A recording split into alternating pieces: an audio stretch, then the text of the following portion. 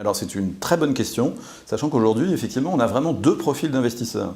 Aujourd'hui, sur le marché, on peut estimer, alors ce n'est pas des statistiques nationales, parce qu'il n'y a pas de statistiques qui existent, mais il y a à peu près 20% des investisseurs qui payent cash, et le reste, les 80%, qui sont la majorité, plus que la majorité, achètent à crédit. Alors quel est l'avantage des deux? Alors pourquoi payer cash un investissement, alors qu'on peut avoir ce qu'on appelle l'effet de levier? Je dirais que ceux qui ont recours à ce type de démarche sont généralement des investisseurs qui ont des liquidités, qui sont disponibles, et qui font un peu un arbitrage de tous les placements qu'ils peuvent faire aujourd'hui.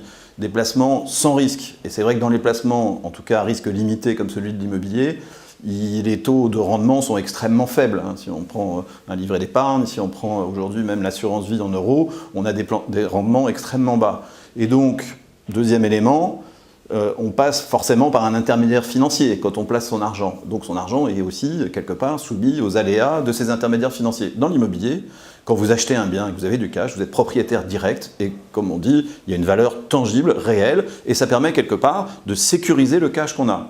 Deuxième versant de l'investissement, à crédit.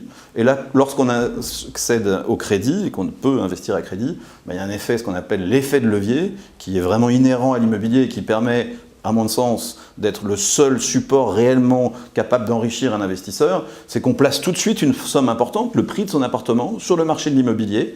Bien sûr, on le rembourse au fil de l'eau, mais avec des taux qui sont fixes et des mensualités fixes, l'évolution des prix de l'immobilier sur 15 ans, 20 ans, fait qu'on a finalement bénéficié de l'évolution du prix de l'immobilier tout de suite par une somme importante. C'est l'effet de levier, avec un risque minimum parce qu'on a les loyers et l'économie d'impôt qui viennent compenser ce remboursement. Donc les deux possibilités sont tout à fait envisageables. Et puis il y a les profils prudents qui veulent faire une part d'apport et puis une part d'emprunt.